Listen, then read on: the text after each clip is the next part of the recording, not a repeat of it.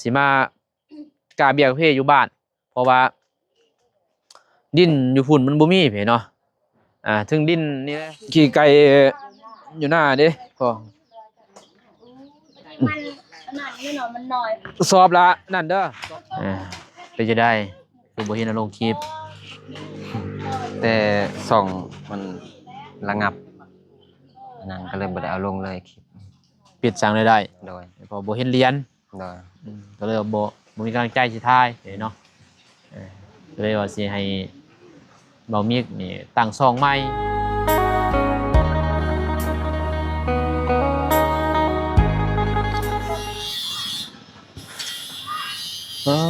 พี่น้องเอ้ยฝ่าฝนกับบ่ทรงบ่เศร้าอยู่ทางแจ้งอยู่บ่ทางซ้อนในเขตกับท่วมลายคำมวลกับท่วมลายเห็นเนาะเซ่ก้องกับพุ่นแล้วตะปื้อพุ่นเห็นเนาะท่วมแล้วก็สารวัตรท่วมแต่ว่าทางบ้านบ้านนุ่งนี่ยังทันท่วมเพราะว่ามีน้ำใหญ่เห็นเนาะน้ำไม่น้อยแต่ว่าบ้านนุ่งก็บ่ได้ไปช่วยเหลือเพิ่นเห็นเนาะเพิ่นประสบภัยน้ำท่วมเพราะว่าบ่มีงบเห็นเนาะถ้ามีผู้ใหญ่บ้านนุ่งก็สิไปนะยังบ่มีบ้านนุ่งก็บ่มีทุนเนาะหมดอยู่นี่แหละมื้อนี้ก็เลยออกลาวงานเห็นเนาะออกงานมื้อแรกมื้อนี้ไปนั่นก่อนไปหายทงกาแฟก่อนเห็นเนาะบ่นุ่งก็สิกาเบียร์กาแฟก่อนเพราะว่าสิปลูกกาแฟบัดนี้บ่มีเงินเด้สิจะได้สิใส่หนี้รถเห็นเนาะแต่ว่า3 ปีพุ่นแหละตอนนั้นแต่ก็สิได้เปลี่ยนมาก็ยังเฮ็ดแน่เห็นเนาะสิหาปลูกกาแฟก่อนบัดนี้อาชีพหลักก็กราบทักทายสบายดีสวัสดีเด้อพ่อแม่พี่น้องเมื่อสุขูสุคนไปยินดีต้อนรับเข้าสู่ซองบ้านนุ่งพี่น้องเอ้ยเนาะสิไปกับ ดวงตาแต่ไปหายทุ่งอยู่พุ่นพี่เนาะบ่แม่นอยู่เฮือนใหม่บ่มีคนเบิ่งนะก็เลยว่าสิไปหายไว้อยู่บ้านแม่เรือบ้านบ่นุ่งเองนี่แหละอยู่บ้านพ่อบ้านแม่พุ่นแหละพี่น้องเอ้ยเนาะ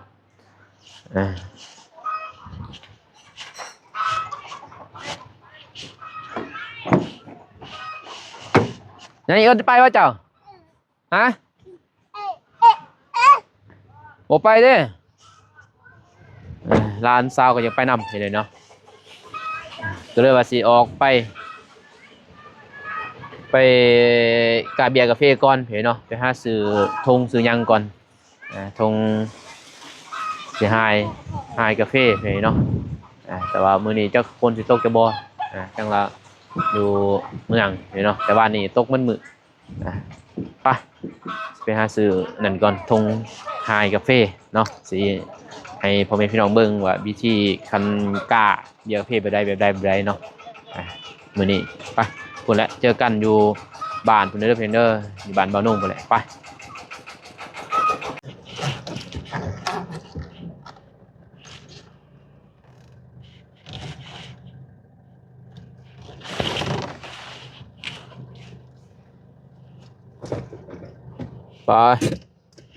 ลงบ้านพี่น้องเอ้ยมาเทือนแล้วสปูกาแฟแหละธุรกิจใหญ่พี่เห็นแล้วบ่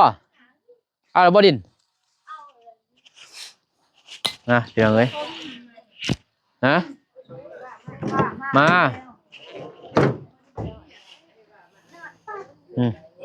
แจ้งอยู่ลูกรับหน่อยดิขี่ไก่ขี่ยังเบิ่งบอลสิเฮ็ดก่อนบนได้ได้บ่5,000 6,000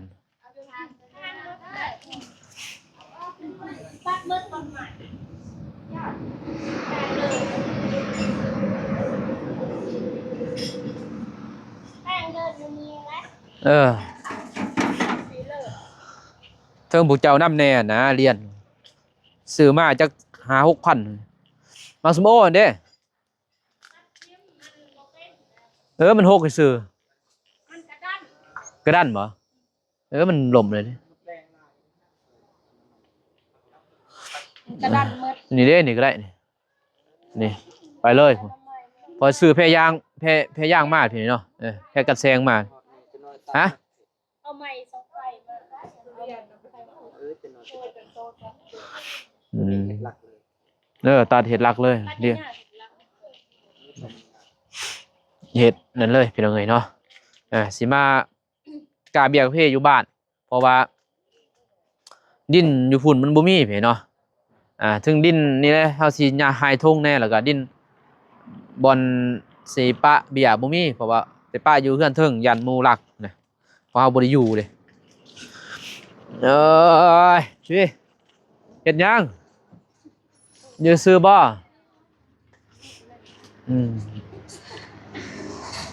โอ้ไปตื่นเลยบ่แม่พี่น้องเนาะเอาพ่อไปใช่ออกแบะไปเอาลงแต่ว่าดินเอาแต่ไซดินนี่บ่ได้เนาะดินเขาเด้ลุ่มลายเด้มันจะเอาเลิกตื่นจะจอนไปยังเปียกโอ้6,000ไม่น้อยเด้6,000 7,000กองบักใหญ่เอ้าขี่รถไปเอารถตอกใส่เต็มใส่เพบัสน้ำบนดินมันโน่นอยู่นะครับเอาดินเขาอยู่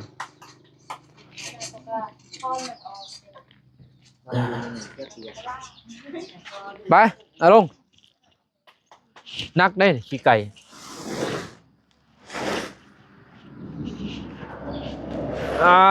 เบามิกก็ได้ใช่บอขี้ไก่อยู่หน้าดิพอมันขนาดนี้เนาะมันน้อยสอบละนั่นเด้อสอบละกล้องขี้ไก่2 สอบใส่กล้องใหญ่แล้วเว้ยแล้วขี้ง่วงกันไปบอลช่วย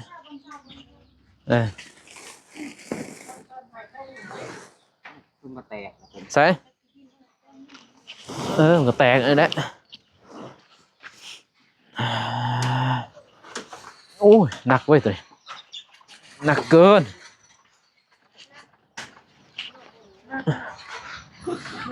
ขี้ไก่อะตัวน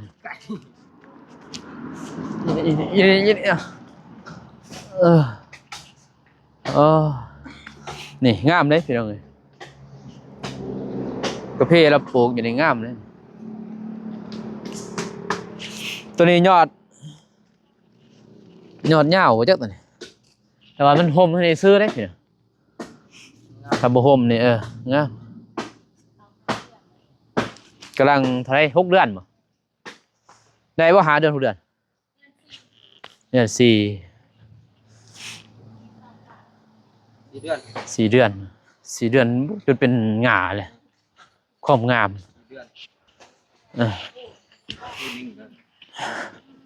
ปีหนึ่งก็นั่นแหละ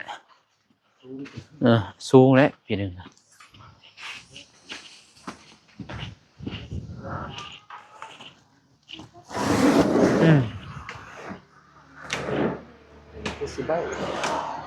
เบาขี้หัวได้แต่ทุบก่อนได้แต่นี่ทุบแล้วจะทอกยินบ่ทุบในสอบเลยในทอกลงใส่ขี้ดิน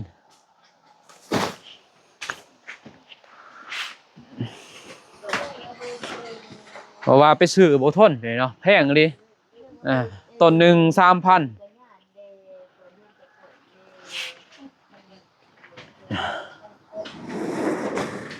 ขึ้นมั้งเว้ยขึ้นดึงโอ้ยไปรถมันนัก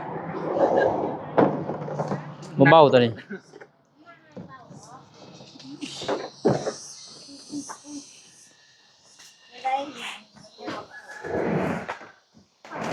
เอาสีนมูนดิ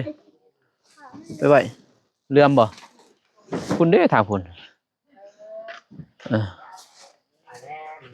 เลื่อมบ่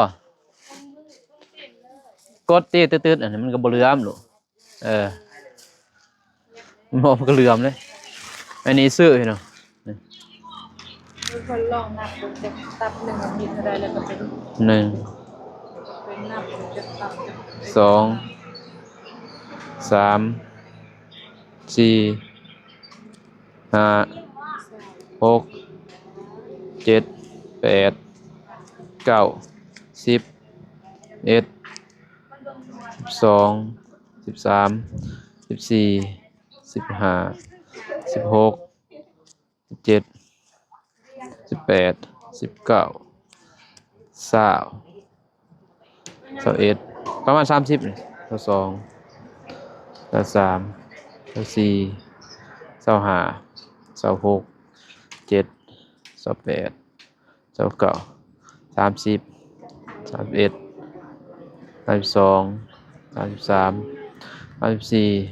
35 36 37 38 39 40 41 42 43 44 45 46 47 48 49 50 51 52 53 54 55 56 57 58 59 60 10 อันกะ600แม่นบ่ฮะนี่ใส่ได้แต่600เอาประมาณ10 โล 10อืมมันถึกเท่าไหร่เอ้า มันสิเสมอบ่เดี๋ยวว่าโลหนึ่ง3 โล ฮะ 300 ตัวเจ้า ห้านตัวบอลมันไข่มันมาหน่อย ผู้นี้ มันได้สมฟองอ่ะ มันใหญ่เจ้าอันนี้ สบายดี สบายดี มันนับก่อน เจ้ากล้องมันนับได้แล้วนับอ่ะนะมีแต่นับตัวนี้เสมอหมดอะไร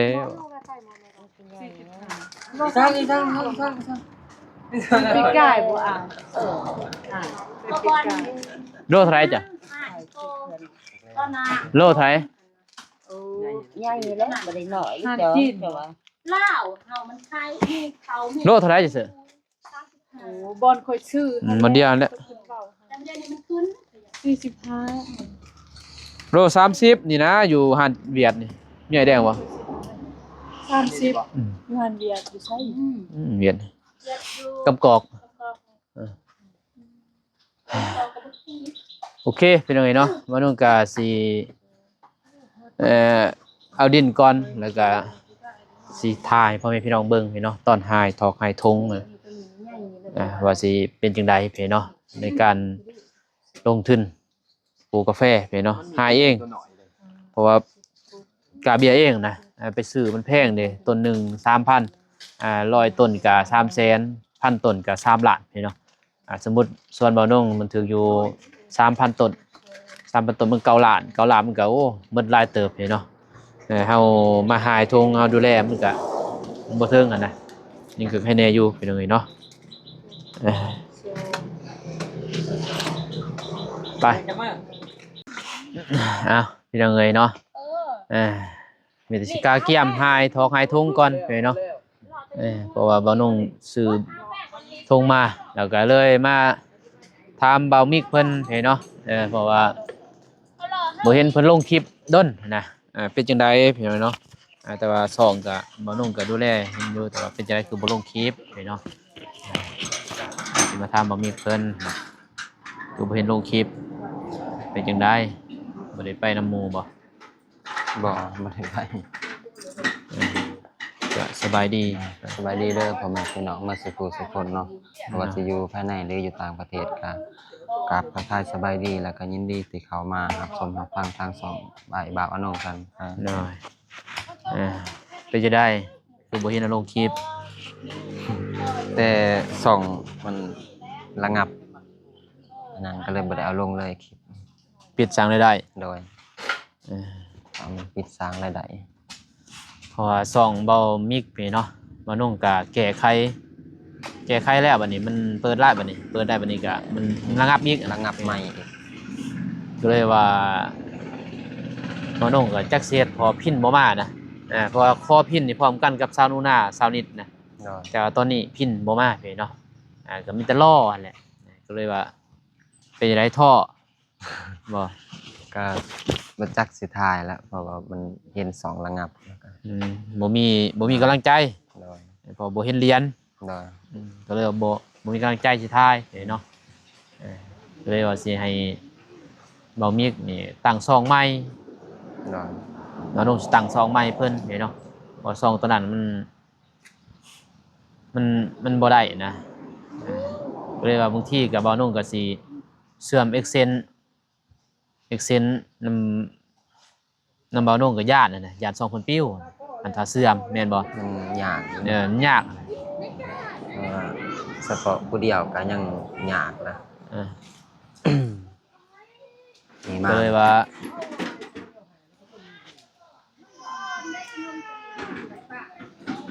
ว่าสิ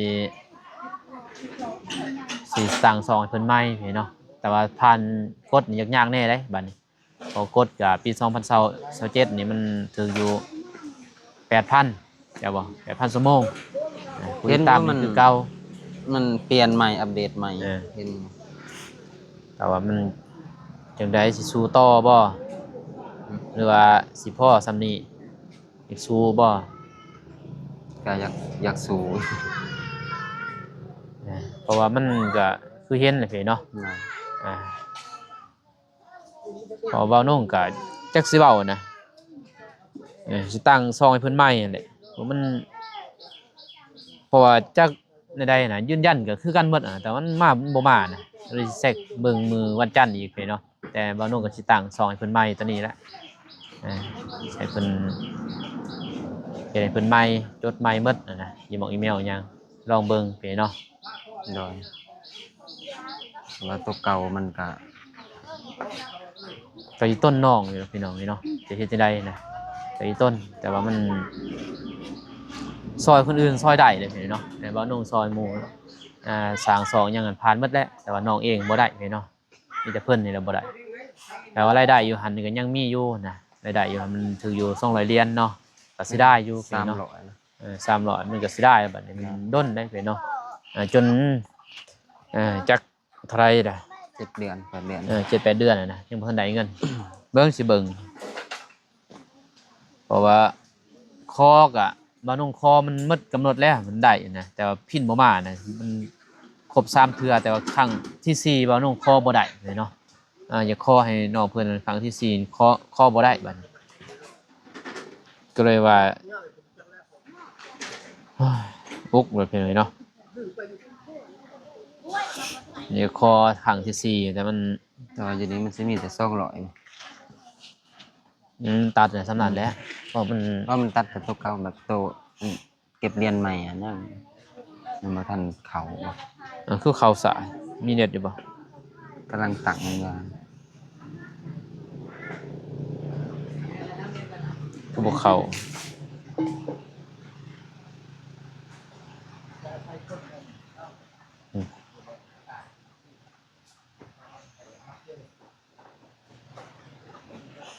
ลองอันนั้นใหม่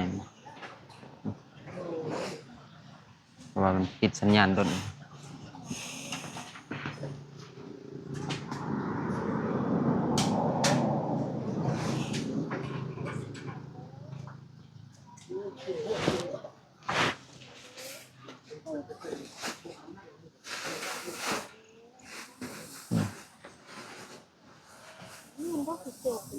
คือบ่ได้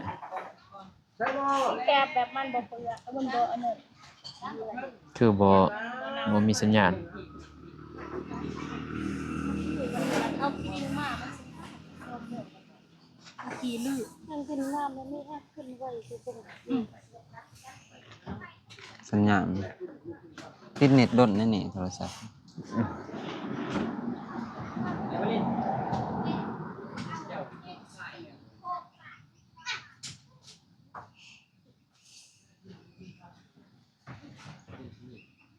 บ่ข้อพินมันบ่ได้เด้เนาะมีเส้นเดียวที่นั่นเนาะเข้าไปข้อพินมันบ่ได้มันหมดกำหนดเลยเห็นบ่มันสิข้อบ่ได้เด้เนาะแล้วยืนยันตัวต้นก็บ่ได้นะมันเฮาบ่ได้ข้ออีกเด้เทื่อนึงเข้าใจบ่ มันต้องข้ออีกเท่านึงเห็นเนาะแก้ไข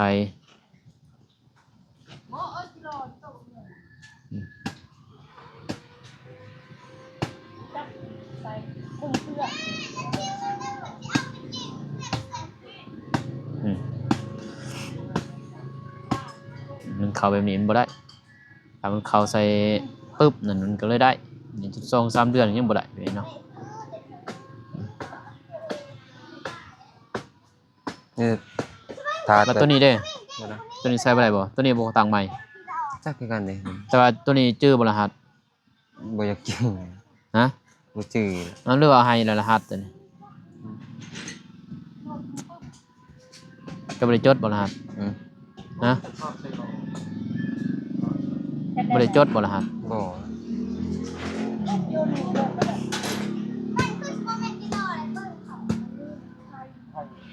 ไม่มีรายได้เชิงเกตพอ X มันก็ได้หมดแต่ทำจะจื้อรหัสอย่างแค่แน่นี่บ่จื้อพอตั้งให้เพิ่นแล้วเห็นเนาะ ตัวไซเบอร์สดก่อนนั่นบ่ ตอนนั้นแหละบ่รหัสก็เอาให้นี่เรือลบบ่คอยแคปไว้นี่แต่มันบ่ได้เนาะ ก็ส่วนอาจว่าบ่อันนั้นก็ได้ มันต้องจื้อรหัสตอนนั้นแหละเพราะมันจังได้เป็นจังนี้เนาะจักสิเว้าเป็นไงเนาะมีแต่สู้และเฮ็ดมันสิตั้ง2ไม้เบิ่งลองเบิ่ง เนาะ โอเคเพิ่นเนาะบ่ต้องก็สิหายทุ่งก่อนเพิ่นเนาะจังว่ากันจังนั้นก็สู้ๆแหละ เนาะ เด้อสิตั้งไม้ให้เพิ่นเพิ่นเนาะต้นน้องอยู่โอเคเพิ่นเนาะคลิปนี้บ่ต้องก็สิจบคลิปนี้ก่อนเด้อเพิ่นเด้อเนาะว่าสิขึ้นเมื่อส่วนเบาเตียงมื้อนี้สิเอาเพิ่นไปยังน้ำแน่แหละสิไปโจมใหม่แหละเพิ่นเนาะส่วนเบาเตียงมื้อนี้ว่าสิขึ้นไปก็ขอบใจขอบคุณทั้ง FC และผู้ใหญ่ใจบุญทานเนาะที่ติดตามรับชมให้กำลังใจบ่าวนุ่งตลอดมาเนาะแล้วก็คอมเมนต์มาเพิ่นให้กำลังใจเพิ่นว่าที่บ่าวนุ่งซื้อรถซื้อล่างแล้วโอ้ดังรวนลามเนาะเพิ่นก็ยินดีนำส่วนขอบใจขอบคุณในไลน์เนาะที่ฮักและเป็นกำลังใจให้บ่าวนุ่งและครอบครัวเนาะก็อยู่ให้ขอให้อยู่ดีมีแรงเมื่อสู่ผู้ทุกคนเด้อเพียงเด้อเนาะพอๆกันใหม่คลิปหน้าคลิปนี้ขอกล่าวคำว่าสบายดีไปบ๊ายบาย